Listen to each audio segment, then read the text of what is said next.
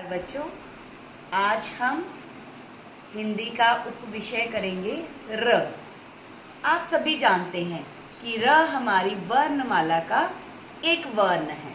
र को हम कई तरह से प्रयोग करते हैं, जैसे र व्यंजन के रूप में,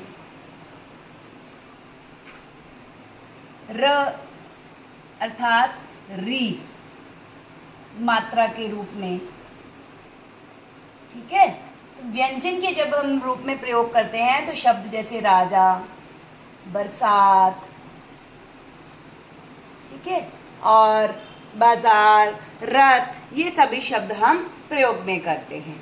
और जब हम री मात्रा के रूप में प्रयोग करते हैं तो हम इसका प्रयोग इस प्रकार से करते हैं: वृक्ष, अमृत, मृग, घृत, इस प्रकार से अनेक शब्द बनते हैं। अब इसके साथ साथ र का प्रयोग हम आधे व्यंजन के रूप में भी करते हैं। जैसे हम आधा व्यंजन प्रयोग करते हैं क, ग, च, तो जैसे इन व्यंजन का हम आधे के रूप में प्रयोग करते हैं तो ये पीछे वाले वर्ण के साथ इस प्रकार से लग जाते हैं। ठीक है, तो कुछ शब्द बन जाते हैं। इसी प्रकार जब हम र को आधे रूप में प्रयोग करते हैं तो वो किस प्रकार से वर्ण के साथ लगता है, किस प्रकार प्रयोग किया जाता है, आज हम उसी विषय के बारे में जानकारी लेंगे, उसी विषय को जानेंगे। तो इस प्रकार आज का हमारा विषय है र के रूप। ठीक है, आपको परीक्षा में भी ये विषय आएगा कि र का प्रयोग करें, तो अगर आपको र के रूप के बारे में जानकारी होगी तभी आप इसका प्रयोग कर सकते हैं। तो र का जो प्रयोग है वो हम पदेन और रेफ के रूप में करते हैं। ठीक है, पदेन में जो है इसकी जो र का प्रयोग है वो वर्ण के पैर में प्रयोग किया जाता है, वर्ण के पैर में इसका प्रयोग किया जाता है। और पदेन के साथ साथ जो है इस प्रकार की पदेन का भी हम प्रयोग करते हैं। ठीक है, और रेफ जो है वो रेफ इस प्रकार से वर्ण के ऊपर प्रयोग की जाती है और ये उसके सर पर लगती है, ये जाकर र उसके सर पर बैठता है, तो ये रेफ कहलाता है। ठीक है, तो अब हम इनके बारे में संपूर्ण रूप से जान लेते हैं। पहले हम पदेन के बारे में देख लेते हैं। पदेन की मैंने आपको बताया कि एक इस तरह से प्रयोग करते हैं हम, एक इस तरह से करते हैं। ठीक है, हम कुछ शब्द ले लेते हैं, जैसे प्रथम, प्रकाश, क्रम। ठीक है, तो ये सब जो है देखो आप पदेन मात्रा लगी है। अगर हम ये देखें तो यहाँ पर इस प्रकार भी कुछ शब्द हमारे बनते हैं जहाँ पर इस प्रकार की पदेन लगाई जाती है। तो अब जो है ये किस प्रकार लगती है ये हम देखेंगे। अब हम पदेन से देखो, पहले तो आपको एक बात ये याद रखनी है कि पदेन का अर्थ हम पद से भी लेते हैं, पद अर्थात पांव। ठीक है, तो ये र जो है वो हमेशा पैर में लगता है, हमेशा वर्ण के पांव में इसका प्रयोग किया जाता है, तो पदेन अर्थात पद। ठीक है, दूसरी बात हमें ये भी समझ लेनी है कि पद जो पदेन है उसका र की जो ध्वनि है, आवाज है, वो वर्ण के पीछे आएगी। ठीक है, उसकी ध्वनि जो है वो वर्ण के पीछे आएगी। देखो, प्रथम, प्रकाश, क्रम, ट्रक। देखो हर ध्वनि जो है जिस पदेन के, जिस वर्ण में वो लगी हुई है पदेन, उस वर्ण के पीछे उसकी साउंड जारी है। हम शब्द को अब किसी भी एक शब्द को हम लेंगे, उसे खोलकर आपको मैं बताऊंगी कि किस प्रकार उसका प्रयोग करना है। जैसे हम प्रकाश ले लेते हैं, ठीक है, ये हमने शब्द ले लिया प्रकाश। तो प्रकाश शब्द को जब हम, ठीक है, खोलेंगे, मतलब इसको वर्ण और स्वरों को अलग अलग करेंगे। ये देखिए, प, र, अ, क, आ, श, ठीक है, ये हमने इनके वर्णों को अलग कर दिया। शब्द खोलने का मतलब है वर्णों को अलग कर देना। तो ये हमने हर वर्ण अलग कर दिया। अब आप देखिए, मैंने वर्ण के नीचे हलंत लगाया है, ठीक है। तो कई बार क्या होता है, जब हम इसको, वो शब्द को खोलते हैं, वर्णों को अलग अलग करते हैं, तो बच्चे क्या करते हैं, उसमें वर्ण नहीं लगाते, हलंत नहीं लगाते। अगर हम हलंत नहीं लगाएंगे तो उस वर्ण में जो है दो वर्ण छुप जाएंगे, ठीक है। जब हम वर्णमाला पढ़ते हैं तो आपको सिखाया जाता है कि हर वर्ण के बीच में स्वर छिपा रहता है। देखो, हम जब बोलते हैं क, अ की साउंड आई हमारे साथ, तो ये इसमें वर्ण। अगर हम क को ऐसे लिख देते हैं तो उसमें इस प्रकार से दो वर्ण छुपे हैं, क, अ, ठीक है। तो इस प्रकार से देखो दो वर्ण छिपे हुए हैं, तो ये बन गया पूरा क। तो इसलिए जब हम शब्द को खोलते हैं तो हमने जो वर्ण है उसके नीचे हलंत लगाना है।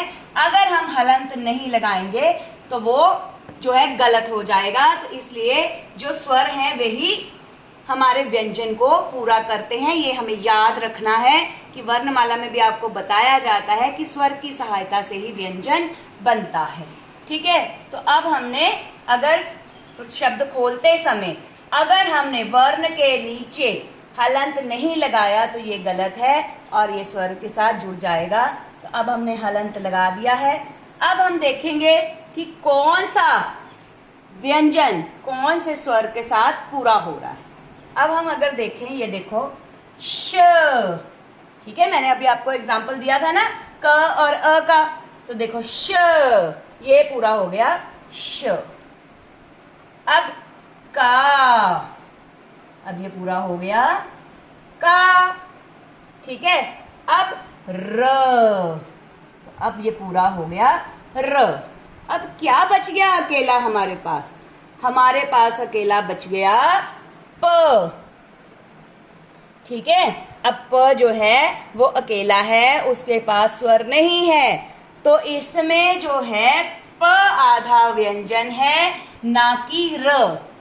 समझ में आई अब आपको बात? इसमें प आधा व्यंजन है, ना कि र। तो जो र है, तो आपको हमेशा पता है, जब हमने ऊपर मैंने आपको बताया कि हम आधा स्वर जब प्रयोग करते हैं ऐसे आधा व्यंजन, तो पीछे वाले व्यंजन के साथ वो जुड़ जाता है, जाके उसका सहारा ले लेता है। तो अब जो है प अकेला है, तो वो जब र के साथ जुड़ता है तो र उसको सहारा देता है, अर्थात उसको पकड़ लेता है, ठीक है। आप भी अपने फ्रेंड को जब सहारा देते हो तो ऐसे पकड़ लेते हो, ठीक है, उसको ऐसे पकड़ लेते हो पैर से, जब वो गिरने लगता है या चोट लगने लगती है तो उसको सहारा दे देते हो, गोद में ऐसे हाथ पर उसके साथ बांध लेते हो। तो इसी प्रकार र ने अपने दोस्त को, प को, ठीक है, सहारा दे दिया। तो सहारा देने से ये बन गया इस प्रकार, ठीक है। तो ये इस प्रकार बन गया। अब देखो, सहारा जो दिया है वो अकेले र ने नहीं दिया, स्वर के साथ मिला है पहले वो, तो स्वर के साथ ही उसको सहारा मिला है, ठीक है। तो वो बन गया प्र, प्र, और उसके बाद हमने यहाँ देखो प्रकाश, ठीक है। तो प्रकाश के इस प्रकार से हम जो है पदेन का प्रयोग करेंगे। और अगर किसी शब्द के एक शब्द और देख लेते हैं, जैसे आप शब्द लिखते हो क्रिया, ठीक है, क्रिया शब्द हमने लिखा। अब क्रिया शब्द में भी देखो, जब हमने क्रिया शब्द को अलग किया, क, र, अब यहाँ पर अ नहीं आएगा, क्योंकि कौन सा स्वर आ रहा है, आवाज किसकी आ रही है, ई, क्री, ई की साउंड आ रही है, तो ई आएगी यहाँ पे स्वर के रूप में, ठीक है। तो यहाँ पर ई आ गई, उसके बाद यहाँ पर आ गया य, और यहाँ पर आ गया आ, ठीक है। अब यहाँ देखो आ, इसने अपना पूरा स्वर बना जोड़कर व्यंजन पूरा बना लिया। या अब यहाँ पर देखो, ये तो है इसके साथ, है ना, तो यहाँ पे जब इसके साथ है तो ये फिर से अकेला है। ठीक है, जब ये अकेला है तो इसने क्या किया, ये इसको सहारा दिया और ये जो स्वर है ये यहाँ पर आ गया। ठीक है, तो ये बन गया क्रिया। तो अब आप गलती नहीं करेंगे। ठीक है, जब भी हमने पदेन का प्रयोग करना है तो र की जो आवाज है, ध्वनि है, साउंड है, वो उस वर्ण के पीछे आएगी जिस वर्ण के पैर में वो लगा हुआ है। ठीक है, ये बात आपको समझ में आ गई है। अब मैं आपको बताऊंगी कि हम दूसरी पदेन का प्रयोग कहाँ पर करते हैं। ठीक है, दूसरी पदेन यानी ये जो हमने ये ट्रक वाला शुरू किया था। ठीक है, तो अब हमने लिखा ट्रक। ठीक है, अब ट्रक लिखा हमने। अब और क्या लिखते हैं हम? हाँ, हम लिखते हैं ड्रम, हम लिखते हैं ड्राइवर। ठीक है, अब देखो बच्चों, आपने एक बात ध्यान दो। ठीक है, आपको रट्टा नहीं लगाना है, इसमें बहुत इजी है ये सारा, आपको कोई रट्टे की जरूरत ही नहीं पड़ेगी। देखो, ये जो वर्ण है जहां पर ऐसे दोहरी पदेन लगी हुई है, वहां पर देखो ट के पैर में है, ड के पैर में है। ठीक है, तो ये जो वर्ण है ये कौन से वर्ण है? ये गोल पेंदे वाले वर्ण है। वो कौन कौन से होते हैं? ट, ठ, ड, ढ। ठीक है, तो ये जो वर्ण है इनके साथ ऐसे जो दोहरी पदेन है वो आती है। और ठीक है, तो हमें ऐसे बस याद कर लेना है कि जो गोल मोल है, ठीक है, गोलू राम है, उसके साथ दो दो, जैसे हम देखते हैं ना कोई बहुत मोटा ताजा व्यक्ति होता है तो वो डबल डबल खाना खाता है, तो बस ये गोल पेंदे वाले भी दो दो र ले लेते हैं। ठीक है, और जो खड़ी पाई वाले शब्द है हमारे वर्ण हैं, खड़ी पाई। खड़ी पाई क्या होता है? खड़ी पाई जैसे जिसमें इस प्रकार से खड़ी, ठीक है, सीधी रेखा हो, जैसे क। ठीक है, जैसे ये देखो क, ग्र, ठीक है, नृ, म्र, ऐसे। ठीक है, तो ये सारे जो हैं वो सारे वर्णों के साथ जो है इस प्रकार से पदेन का प्रयोग होता है, और गोल पेंदे वाले वर्णों के साथ इस प्रकार की जो है पदेन हम लगाते हैं। ठीक है, तो अब आपको ये समझ में आ गया सबको। अब मैं आपको बताती हूँ रेफ का प्रयोग कैसे करते हैं। ठीक है, तो रेफ का प्रयोग हम करते हैं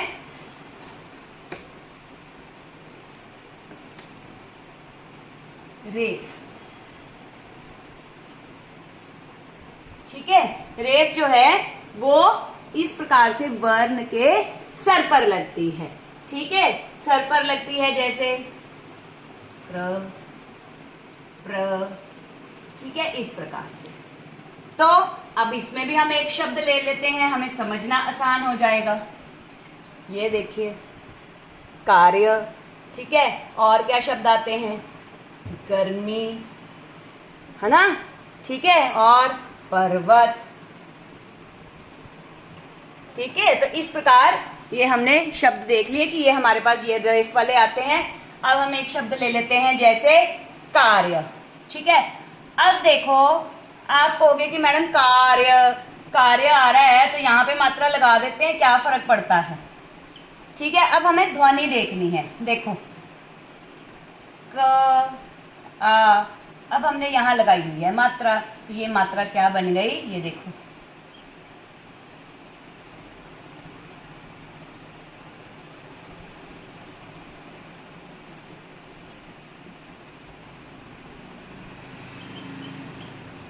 ठीक है, अब ये बन गया कार्य, कार्य, कार्य। तो ये साउंड जो है वो गलत हो गई हमारी। ठीक है, तो इसलिए जब हमने इसकी साउंड बोलनी है तो उस साउंड से हमने पहचानना है कार्य, कार्य, र्य, र्य जो है जिस वर्ण के ऊपर लगा है उसी के साथ वो साउंड दे रहा है। ठीक है, तो इसलिए उसकी जो साउंड है वो उस वर्ण के पहले बोली जाती है, वो उस वर्ण के पहले उसकी ध्वनि, उसकी आवाज आती है। ठीक है, अब हम क्या करते हैं, एक शब्द है गर्मी। अब हम गर्मी को उसी प्रकार से खोल लेते हैं जैसे हमने पहले प्रकाश शब्द खोला था। ठीक है, ग। ठीक है, उसके बाद है हमारे पास म,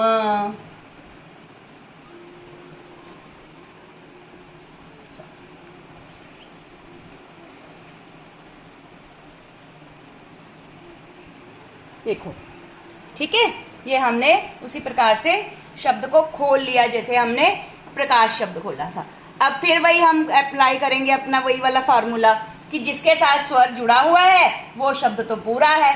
अब देखो मई, ठीक है, मई तो बन गया मी। अब यहां पे भी ग तो बन गया ग। ठीक है, तो ग पूरा बन गया। अब स्वर ने इसका साथ दिया, स्वर ने इसका साथ दिया। अब अकेला कौन रह गया, अकेला रह गया यहाँ पर र। यहाँ पर देखो, यहाँ पर र अकेला है तो ये हमारा आधा र है और ये आधा र होना है जब, तो अब क्या होना है, ये इसको मदद करेगा। ठीक है, तो ये इसके आगे है तो ये इसको मदद, इसकी मात्रा के साथ, स्वर के साथ मदद करेगा। ठीक है, तो ये इसके ऐसे कंधे पे आके चढ़ के बैठ जाएगा और ये बन जाएगा गर्मी। ठीक है, पहले र पूरा था हमारे पास प्रकाश में, आपको फिर से याद दिला दूं, पहले हमारे पास प अकेला रह गया था, र पूरा था। ठीक है, तो प ने र को जो है मदद की थी, सॉरी र ने प को मदद की थी तो र ने उसे संभाला था, लेकिन इस बार र अधूरा है, र आधा है तो जो म है वो उसकी मदद करेगा और बनेगा इस प्रकार से गर्मी। ठीक है, अब आपको समझ में आ गया। आपको बार बार बता रही हूं कि जो मदद है वो व्यंजन के साथ जब स्वर लगता है तो स्वर ही उसकी मदद करते हैं। व्यंजन अपने आप में जो है वो स्वर की सहायता से पूरे होते हैं। तो हर व्यंजन जहां पर स्वर साथ में है वो व्यंजन पूरा है, जहां पर स्वर नहीं है वो व्यंजन हमारे पास आधा है। ठीक है, तो ये आपको समझ में आ गया। अब देखो, हम जब ये सारा समझ लेते हैं, आमतौर पे कई बार क्या होता है, ये देखो, ये मैंने बनाना है आशीर्वाद। अब मैंने बोला आशीर्वाद, तो कई बार क्या करते हैं हम, ये वाली गलती करते हैं कि यहाँ पे स्वर है, ठीक है, मैडम ने बोला था स्वर के साथ सहायता होगी, नहीं, हमें साउंड भी पहचाननी है। आ, ठीक है, शी, र। अब देखो र की साउंड यहाँ आई हमारे पास। ठीक है, ये देखो। ठीक है, अगर हम इस प्रकार से लिखेंगे तो वो बन जाएगा, अब देखो मैंने क्या कहा था, रेफ की जो साउंड है वो वर्ण से आगे आती है, आगे आई तो बन गया आर्शी, आशीर्वाद।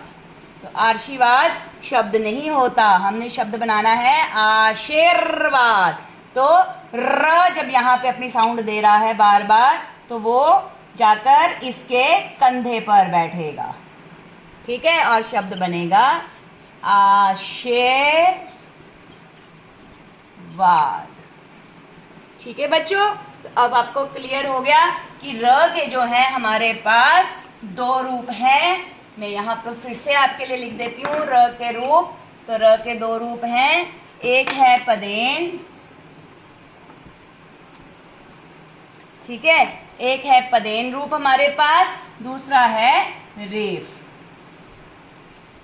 ठीक, रेफ जो पदेन है उसमें हम इस प्रकार से प्रयोग करते हैं और इस प्रकार से प्रयोग करते हैं। रेफ को हम ऊपर, शिरोरेखा के ऊपर, व्यंजन के ऊपर प्रयोग करते हैं।